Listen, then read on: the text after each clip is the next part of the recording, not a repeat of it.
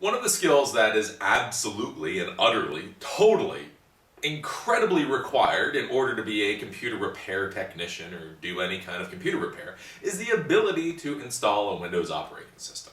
So this class today is going to explain to you how you install a Windows operating system. This class will be relevant if you want to install anything from Windows 2000 to Windows XP to Windows Vista to Windows 7. This will even work for Windows servers. Everything that we talk about today will work on just about any Windows operating system that's out there. We're going to go over the few basic concepts that are relevant for installing an operating system, and then once the operating system is installed completely, we'll stop there. To go past simply installing the operating system will be things for other classes. Most people are worried. They think installing an operating system is fairly complicated. You have to have a lot of technical know-how, etc., and the reality is you don't. I was shown how to install an operating system once, and from that time on, I just go through all the steps. It's just pretty point and click. As long as you're not scared to do it, it's easy to do. This class today, what we're going to talk about is the first thing is we're going to talk about BIOS. Because in order to install the operating system, you'll have to boot off your CD drive. So depending on how your BIOS is configured on your computer, you may have to change the boot order so that it boots off the CD drive first. So we'll talk about that. We'll then actually install the Windows Vista operating system and show you all the points and clicks with that. Like I say, installing the Windows Vista operating system is pretty much the same as installing Windows XP or Windows 7 or Windows NT. It's all about the same critter. So we're going to show you Windows Vista today, but don't think, oh no, I only understand how to install Windows Vista. I can't install Windows XP. No. If you can install Vista, you can install XP, you can install 7, you can install NT, and you should be able to install 95 if you would really want to. Then the big thing that we're going to talk about, and I will show you after the operating system is installed, is how to install the device drivers. The device drivers are the little pieces of programming that allow the operating system to talk to your hardware. So this is where most people get confused, because they install the operating system and then nothing works. They can't get on the internet because the network card device drivers aren't installed. They can't use wireless internet because the wireless device drivers aren't installed. Their icons are really big because the display device drivers aren't installed. Basically, they freak out because they think it's a really complicated problem, and it's really not. It is simply their device drivers are not installed, and that's why the hardware isn't working right. As soon as you understand how to install the device drivers, then you're good to go. And then finally, being Windows, the last part of installing an operating system is, of course, installing all of the Windows updates. So we'll touch on that, and I'll show you how to install the Windows updates. So we'll talk about how to configure the BIOS, how to install the operating system, how to install device drivers, and then how to install Windows updates.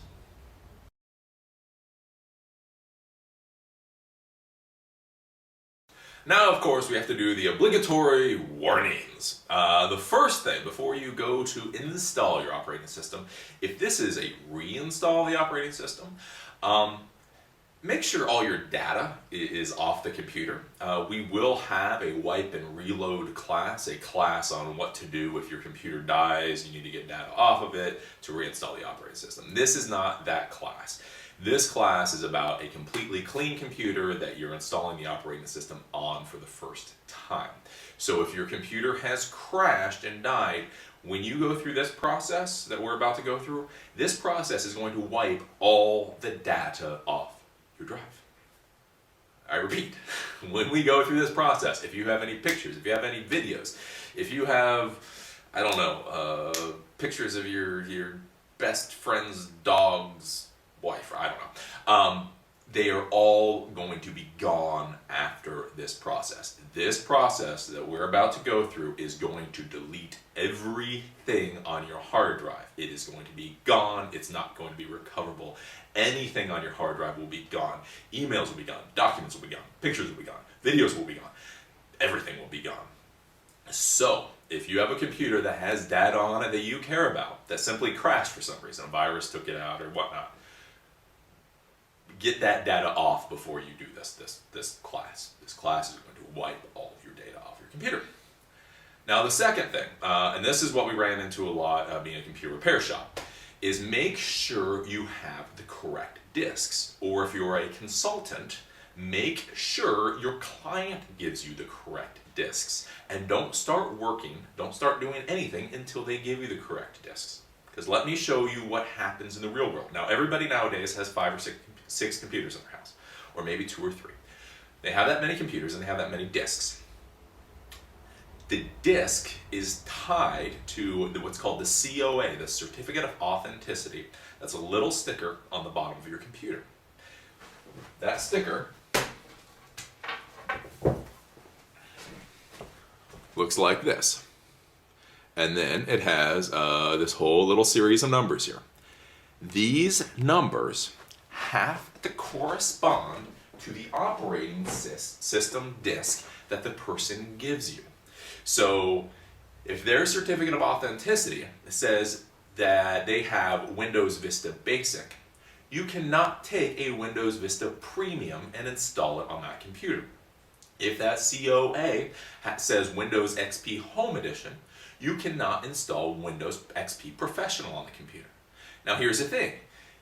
It's also in reverse. So if that says Windows XP Professional as a COA, you cannot install Windows XP Home Edition. The COA and the disks have to match, because you saw this. This says right here, Windows Vista Home Basic Edition.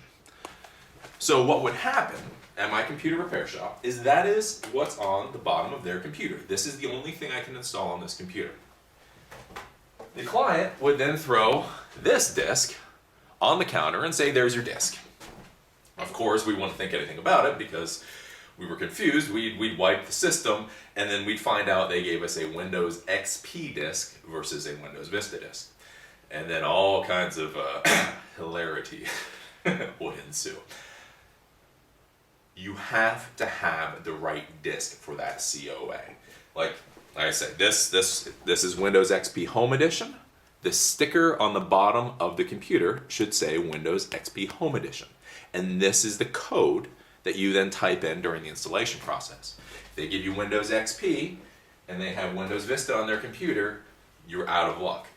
Also, and this is a big one where everybody bitches, whines, moans, screams, and complains, but there's not a bloody thing any of us can do about it, is if you have this disk and then you put it on the ground and then your kid walks over it and cracks the disk, your client or you have to buy a new disk. Just the way it goes. I know everybody complains about that. They say, well, we already bought it once, why do I have to buy it again just for a stupid CD? Well, because that's kind of Microsoft's game. They give you, when you buy your computer, you get a CD. If you break the CD, you're kind of out of luck. If you come to a computer repair shop, or if you're a consultant, if you're really smart, every time somebody brings in a CD, you'll make a copy of it just so you kind of have it in stock. But don't assume if you're taking, don't assume that somebody's going to have that disk. So when you start this process of installing an operating system, make sure you have the right disk for the certificate of authenticity on your computer before you start this process. Because once you start this process, all the data and everything on the computer is going to be wiped. It's going to be erased. And if you can't put in this code, then you're going to have a computer that's completely erased and not a working operating system.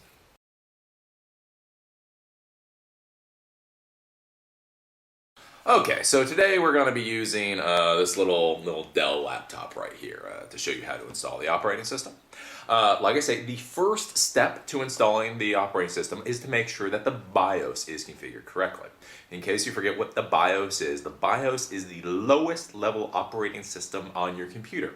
This is literally what tells all the hardware what they're supposed to do. It tells it things like boot order, what hard drive should be booted off first? Should the CD drive be booted off first? Or should the hard drive be booted off first? It tells the computer what time it is. You can actually put in time into it. It tells the computer how much RAM it has. Basically, you don't do any typing using BIOS. It's not like you would use BIOS and then use word processing. But it actually tells all the hardware how to communicate with each other. So let's start this thing up. Now, when you turn on the computer, you have to press a certain key to be able to get into BIOS.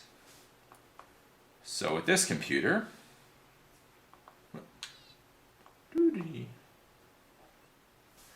you hit F2 to get into BIOS.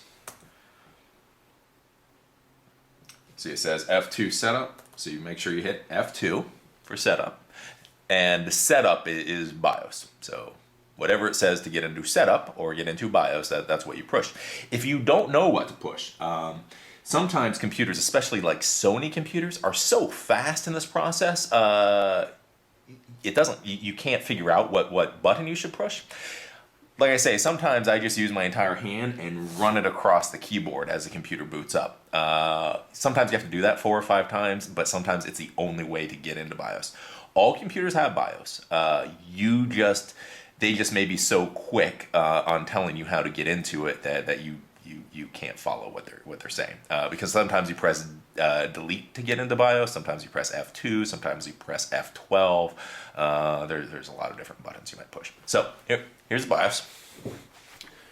Let's zoom in. Oops.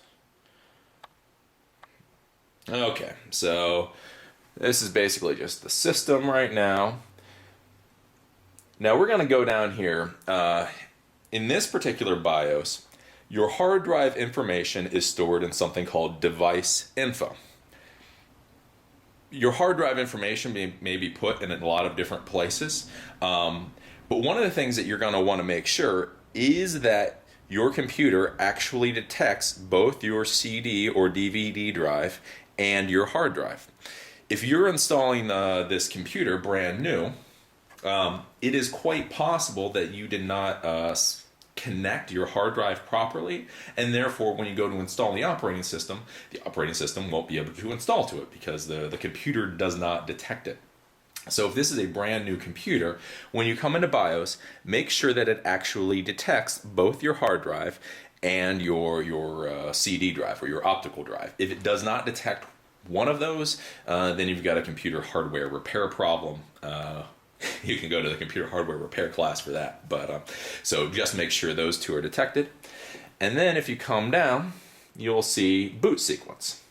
So here it says that the CD, DVD, CD-RW drive gets booted first, and then the internal hard drive is booted first. You want to make sure that this is the order, the boot order that's shown to you. If the hard drive is the first boot device and the CD drive is the second, then you'll never be able to install the operating system because it'll always try to boot into the hard drive first, and it's a real pain in the butt.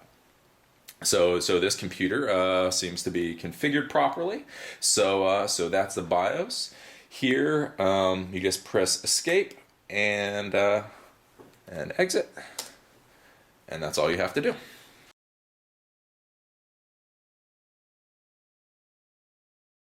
Okay, so now that the BIOS is configured properly, now we just need to install the operating system.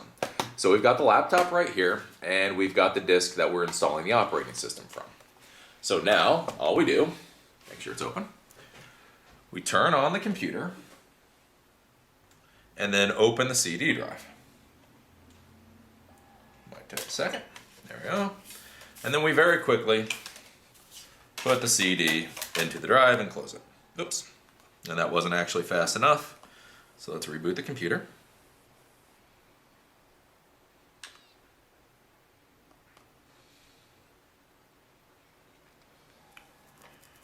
So now the CD is actually in the CD drive, and the computer should hopefully boot off the CD.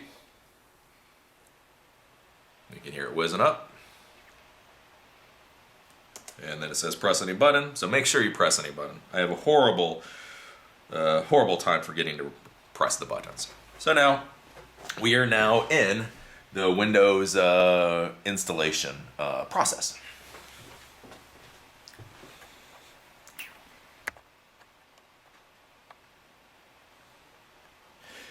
So during this process, I'll probably fast forward through some of this a little bit because this whole process takes about 40 to 45 minutes, and you don't really want to see a video of just me kind of twiddling my thumbs while this thing, installs software. So there will be moments of fast forwarding in this process. Just realize it normally takes anywhere between 30 minutes to an hour to install the operating system. I'm just going to show you the places of interest during the process.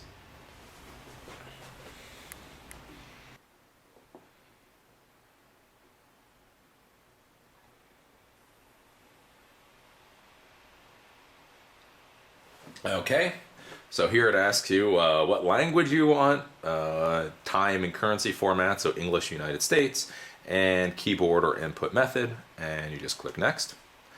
And then, what do you think you do? You click install now.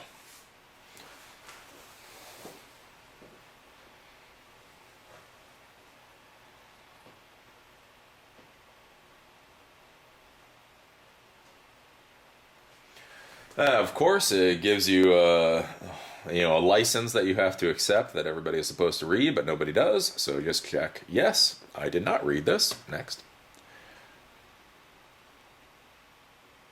And then, so now, which type of installation do you want? If this was, let's say, Windows XP and we were upgrading to Windows Vista, we would have an upgrade option. Since there's no real operating system on this computer, we just do a custom, so a full installation.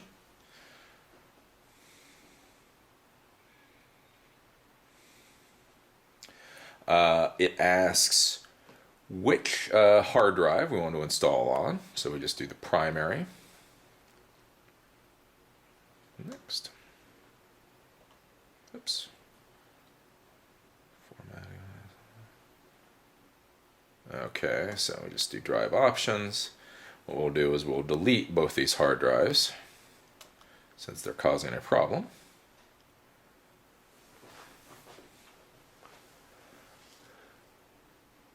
We'll delete that one, and we'll delete this one. So there was something about those two partitions that Vista did not like, and so we could not install Windows Vista onto the partitions. So all we did is we deleted the partitions that were there. Now we create a new partition. So we just do click New, we click Apply.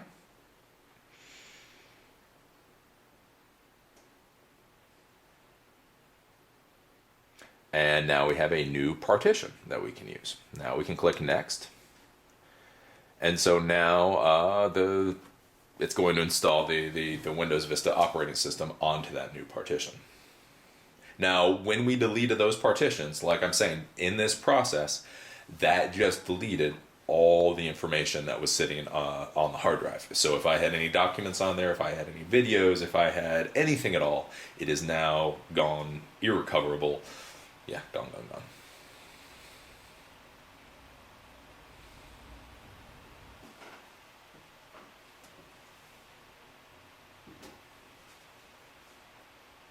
And so now we are going to be booting into the setup screens for Windows Vista, where it asks you things like your name and what time zone you're in and all that kind of stuff. Okay, so it's asking you what you want your username to be. So my username will be user. It will now ask you the password that you want and what kind of picture you want for your membership. I'm just going to skip the password for now. Then it'll ask you what you want your computer to be named. So user-PC is fine.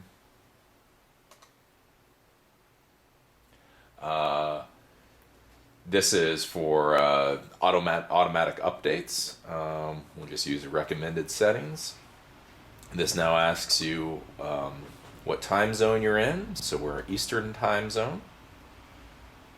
next, and then start. And so after you gave it all that information, it's now going to dump that all into the computer.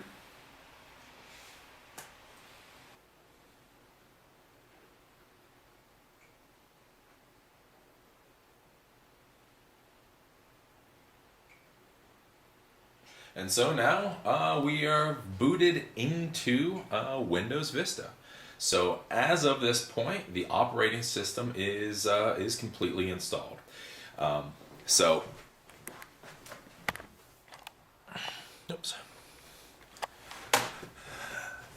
right now, the operating system is completely installed on this computer. The last step that we have to go into is to look and make sure that all the device drivers have been installed properly so that the hardware on the computer works how you need it to.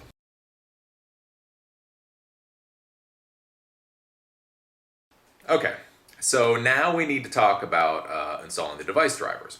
You install the device drivers in a Windows operating system using something called Device Manager. For operating systems going all the way back to Windows 2000, the way you can get to Device Manager is by opening up your little start menu, right-clicking My Computer, selecting something called Manage, and then in there is Device Manager.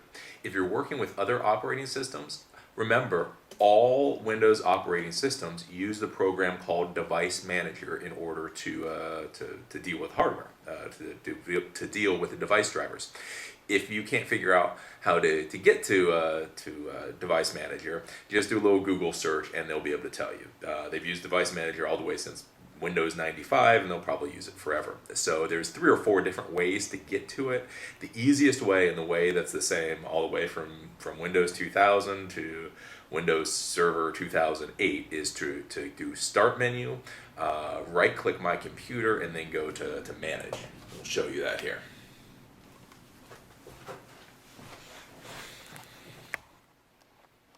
So we'll go in. So as I've said, you click Start menu, then you go up to Computer or My Computer, you right-click, so right-click is this side, right-click, and then you select Manage. Of course you say Continue, because this is Vista. Okay. Now under the Computer Management Console, that's what this is called, you'll go to Device Manager. Click here. Now what you'll see is if the device drivers are installed properly, you actually won't see much. It'll just tell you the disk drive that's installed, and it'll tell you what disk drive is installed. The display adapter, it'll tell you what display adapter is installed. Now if there is a problem, you will see a little yellow exclamation mark, or a circle with an exclamation mark in it. That means that there is a problem with that driver and it's not working properly. The first and easiest way to try to fix this problem is, if your network card is working, you just right-click on the device and then you select Update Driver Software. You then say Search automatically for updated driver software, and then it doesn't find it. So the first way to try to update your device drivers is by right-clicking and then do Update Driver Software. If that does not work, then you'll need to go to the site of whoever manufactures your hardware and try to get a device driver from there. So this is a Dell Inspiron 1420.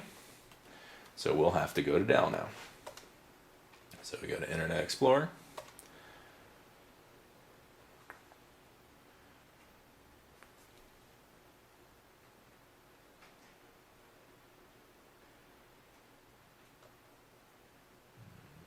Since we're on Dell now, we'll then go to Support, because this is where the drivers will be located. It'll be under Support. We'll go for Home Users. We'll say we're a home user. And then there's Drivers and Downloads. I'm looking for drivers.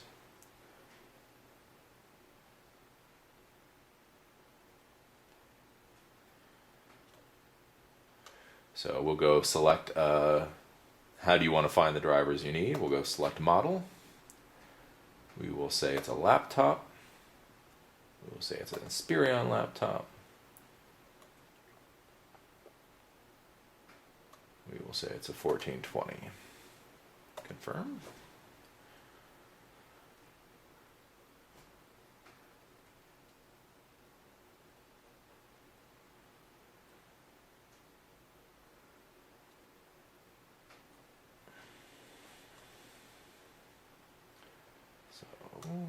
Vista,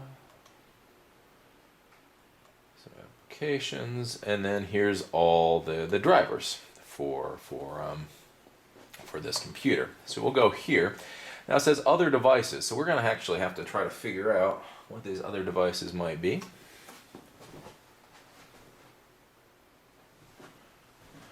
So this is missing its Bluetooth driver.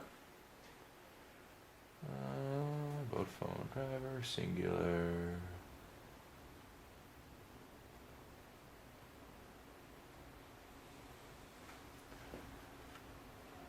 No.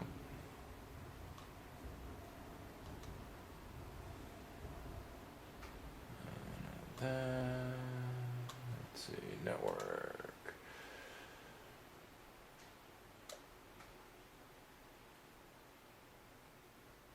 Okay, so this is the driver for the Bluetooth. So we would click download.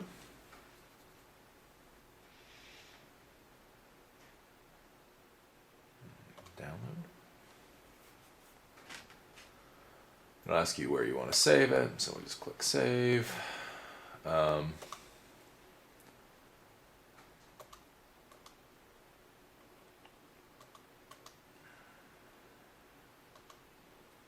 I will save it on the desktop to make it easier to find.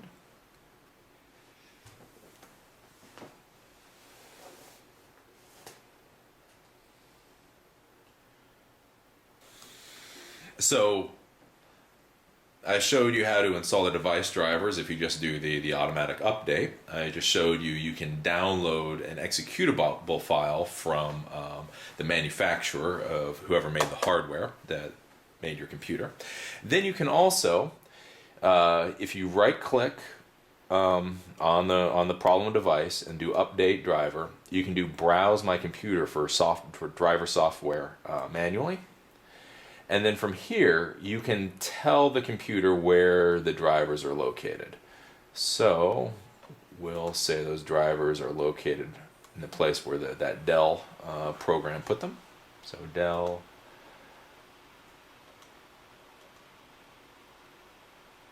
Okay. And if you hit next, it will now find the driver for you. That didn't actually find the driver for you, but that's how you install the device drivers onto the computer. So in order to get to computer management or a device manager, you go to computer or my computer, you right click on it, you go to manage, and then that brings you to this screen. You go to device manager, and when you come here to device manager, this will show you where you have the problem devices. The easiest way is, if your network card works, to try to update your device drivers is to right click on the problem device, do update driver software, and do search automatically. If you know where the driver software is located, you can do browse my computer, so you can manually show it where the device driver software is. You can also download an executable file many times from the manufacturer of your hardware that will automatically install the device driver onto your computer. Now the one quirk with this that you have to remember is there's a different device driver for every operating system that Windows creates. So for Windows 2000 used special device drivers, Windows XP uses special device drivers, Windows Vista uses some special device drivers, and Windows 7 uses device drivers. What can catch you up, what can cause a problem, is the manufacturer of the hardware for your computer may not create device drivers for the particular operating system you're trying to install on your computer. So if this is a brand new computer that had Windows 7 on it, let's say, if you try to install Windows XP onto the computer, you may be able to install Windows XP onto the computer, but nobody may have written device drivers that allow the different devices to work on that computer. So you install Windows XP onto a computer that originally had Windows 7, and after you do that, the wireless networking doesn't work, or the network doesn't work, or there's some other problem like that, because nobody wrote device drivers for Windows XP. The same is true as if you buy a computer that was designed for Windows XP. If you bought it and it originally had Windows XP on it, if you go and install Windows Vista or Windows 7, there may not be device drivers written for that computer. So again, you install 7 on there, you think it's going to be all hunky-dory, and then you find out that the wireless network card that's in your computer, there's no device drivers for it. If there are no device drivers for the hardware that's in your computer, then you're screwed. You cannot use that part. It's as good as garbage. So just keep that in mind. So the device drivers allow the operating system to use the hardware parts. I showed you how to install device drivers if you need to, and we'll go over to the final bit of this, installing Windows updates. So if that just normally downloaded, we'll be able to minimize that, and now this is the driver file. So we will allow, we will continue. So this is going to unpack the device drivers to here. C:del drivers are 140135, that folder. You said okay. Yes. And then you hit okay.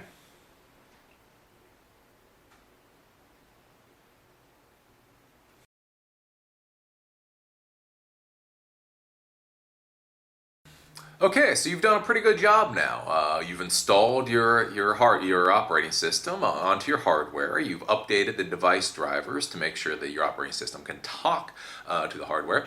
Now the last thing you need to do is install your Microsoft Windows updates. This is very, very, very, very, very, very exceedingly important.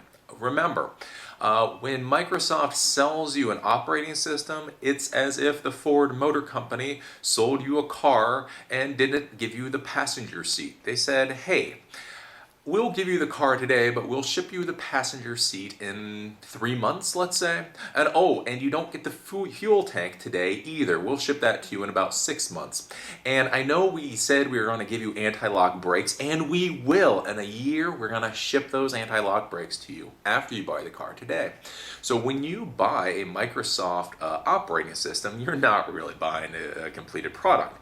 In order to complete the product, let's say, you have to install all the Windows updates that Microsoft creates. Because if you don't, there's going to be problems. There's security updates that you need. There's just little functionality updates. It's amazing how much software will not run properly if you don't install the proper updates. A lot of times I've gone to client sites and they were having some problem with Adobe or this or that or some other program, and all I had to do was update the operating system. That fixed everything, because that software needed some update that wasn't installed on the computer. So after you did the device drivers, then you need to install all the Windows updates. So we're going to do that now. So we're back to our normal screen as we've been. Just zoom in on it. So to get to Windows updates, all you do is you go down to the little start button. This is the same for Windows 7, Windows Vista, Windows XP, and then you go to all programs. When you go here, there will be Windows Update link. So use this link to go to Windows Update. Now, depending on what operating system you're using, this may look a little different. So Windows XP looks different than this. If you're using Windows XP, and this is a new installation, you will be asked if you want to upgrade to something called Microsoft Update. Here, you'll just see this little link, Get Updates for More Products. You want to click on that. This is going to upgrade you to something called Microsoft Update. Windows Update only updates the operating system.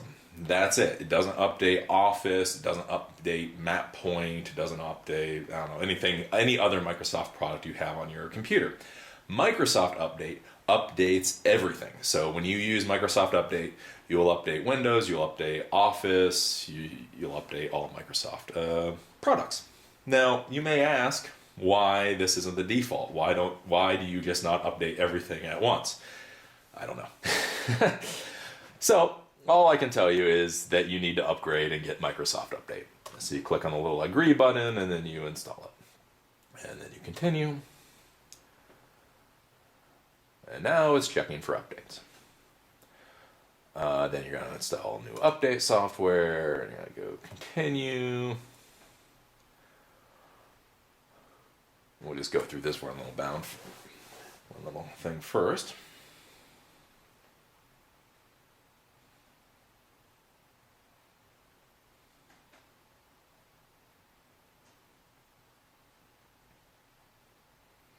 So now it's downloading and it will install the updates.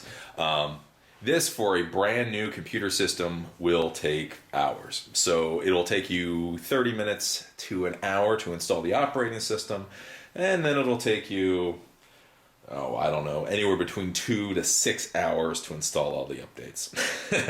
And no, I'm not joking. Let's zoom out on that. You don't want to spend the 6 hours watching the screen right now, and I don't want to spend 6 hours videotaping the screen. So just believe me when I say it can take a while to update the computer. So all you do to update your computer is you go to Start menu, you click on the Start menu, you click on All Programs, and then there will be a link to Windows Update. You click on that. You then make sure you upgrade to Microsoft Update. Windows Update only updates the operating system. Microsoft Update updates everything. So it updates Windows, it updates Office, it updates Mount Point, it updates whatever else you've got on your computer. You then click through all the little yes, yes, yes, yes, yes, and then you keep doing yes, yes, yes, yes, yes for the next, however long it takes. It can take a long time. Now, you're going to see when you have the updates that there will be 3 different possibilities for updates. There will be critical updates, there will be recommended updates, and then there will be driver updates. Critical updates are the updates that you really, really, really have to do. You should do. They're security things. They're stuff to keep your computer from crashing. They're basically critical. These are the updates that are really important. You need these updates.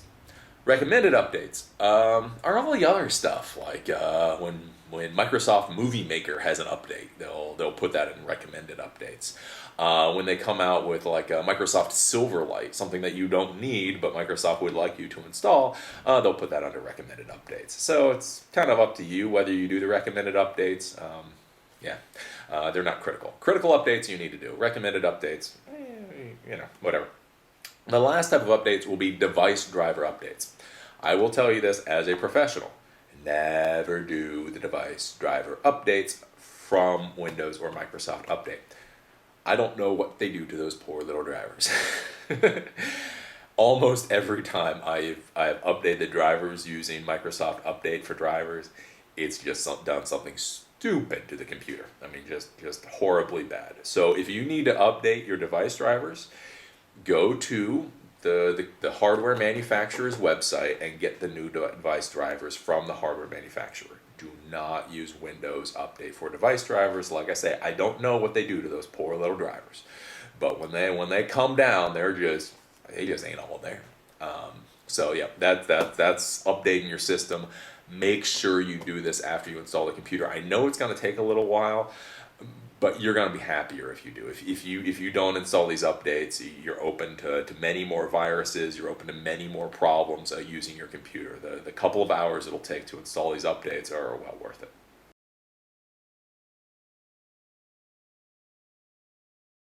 And that's all there is to it to installing an operating system. All you need to do is make sure that both your optical drive and your hard drive are seen by BIOS. You then need to change the boot order in BIOS to make sure you boot off the CD drive first. Then you put in your disk. Now make sure you have the right disk. Again, your computer will have that COA. It'll have that sticker, the certificate of authenticity with that code on it. that sticker has to match the disk in order for this to work. If you try to use a Windows XP disk with a Windows Vista COA, it's not going to work. If you try to use a Windows Vista basic disk with a Windows Vista Home Premium COA, it's simply not going to work. So the disk and that COA, that sticker, have to be the same. If not, you have problems. You have to buy a new disk, or hunt around and find the disk. So you put the CD drive or the CD into the computer. You boot off the CD. You go through all the little installation screens that it gives you. It's all pretty simple stuff. It'll take you anywhere between 30 minutes to an hour, depending on how fast your computer is. Once you go through that initial setup, the computer will then ask you a few questions. What do you want your username to be? What do you want your password to be? What do you want the computer to be called, etc. Once that's done, it'll reboot. You are now into a functional operating system. You'll see little icons and all the other stuff. This is where a lot of people get confused and a lot of people get scared, because although they see all the icons, things like they can't get on the internet, so the internet's not working. They can't use, I don't know, a modem, or their icons are on the screen but they're way too big. This is caused by the wrong device drivers. So after the operating system is installed, you click on the start icon in the bottom of the corner, the little circle now. You then right-click Computer or My Computer, and then you go to Manage. When the management screen comes up, you go to Device Manager, and there's where you will see the problem with your device drivers. So if there's no little icons beside the device drivers, you're fine. That device driver is working good. If you've got an exclamation point in the middle of a yellow circle, that means you have a problem. That device driver is not working properly. If that is the case, then you need to either use the device driver disk that came with your computer, or you need to go to the hardware vendor's site and download the device driver for your computer. When you get that device driver, that can be installed one of two ways. You can either just double click on it, and it's a nice little executable file which will automatically install the device driver for you. If that doesn't work, then that they just give you the device driver files. So there's no executable. They just give you the files. You need to put those files in some place that you can remember. You then open up Device Manager. You right click on the device that has the problem. You go Update Device Driver. You then go to Manual. You then point it at that folder where the device drivers are located.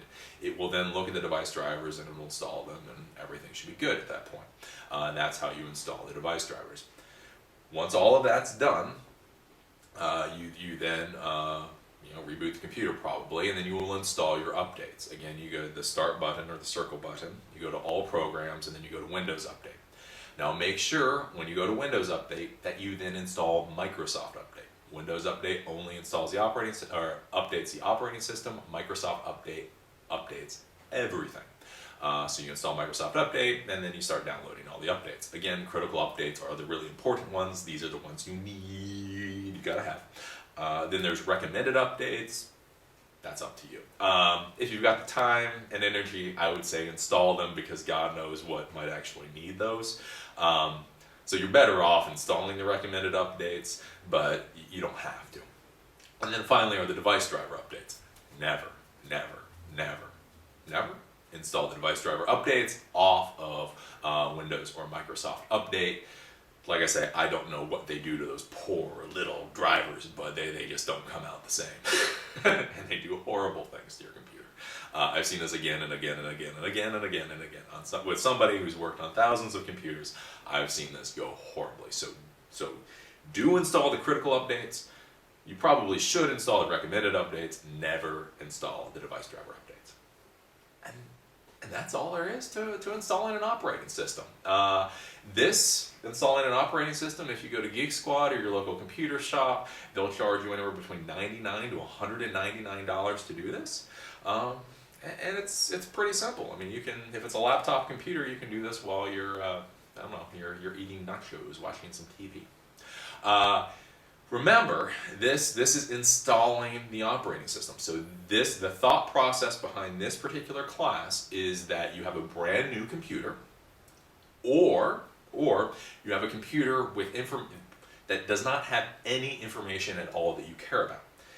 This process that I just showed you will destroy every single bit of information on the computer. So pictures, videos, documents, whatever. If it's on the computer and you follow the process that I just showed you, it's all going to be gone. It's all going to be wiped. So if you have information on your computer you care about, we have a wipe and reload class, go to that class. This class is for a computer that there's no information on there that you care about. Now, if you're installing Windows 2000 or Windows NT or Windows 95 or Windows XP, the same process basically still applies. The screens will look a little different. They'll look more like DOS-ish. They won't have as many colorful pictures, but they're still the same basic screens. You know, press this, press this, press this, press this, press this, press this. You know, do you understand F8? I agree. It's all basically the same stuff. The only difference is under Windows NT, Windows 2000, and Windows XP, under one of the initial screens, one of the first things is it'll say press F6 if you need to install SCSI drivers. That's another class. SCSI is SCSI. Hopefully you're not worrying about that. But if you need to install special hardware drivers for the operating system for Windows XP or Windows 2000, that's where you do it. It's one of the first screens that comes up. It'll say press F6. You then press F6, and then you have to give it a little floppy drive. You know, little. So that was a class, and you now understand how to install a Windows operating system. The basic concepts again for this apply not just to Windows operating systems, but to basically all operating systems. Now that you've seen how this works, now that you've installed your own operating system, go out and download a Linux operating system. Go to Ubuntu and download the latest Ubuntu operating system and try installing that. It's basically the same thing, you know, a little different, but as the Thais say, same but different. Yeah, it's basically the same, you know, a couple of changes, but if you understand how to do this, you understand how to do that. The only caveat to this, installing an operating system this way, is sometimes if you get computers, let's say from Sony or Hewlett-Packard or HP, I suppose, or Lenovo, instead of giving you the actual operating system disk, instead of giving you a disk that only has the operating system on it, they will give you recovery disks. And those recovery disks have not just the operating system, but they'll have the programs and settings and all the drivers and everything you could possibly need. And they're normally a pack of anywhere between 2 to 10 of these disks. If those are the disks you have versus just a normal operating system disk from Microsoft, then basically all you do is you boot off of them, and then you follow whatever directions they give you. Sony will give you directions that are different than HP's, that are different than Lenovo. Basically, you boot off of that CD and then follow whatever it is they tell you to do, and then you'll have a computer that's working again. Well, I hope you've learned how to install an operating system. Again, my name is Eli the Computer Guy, and this was how to install an operating system. I look forward to seeing you at the next class.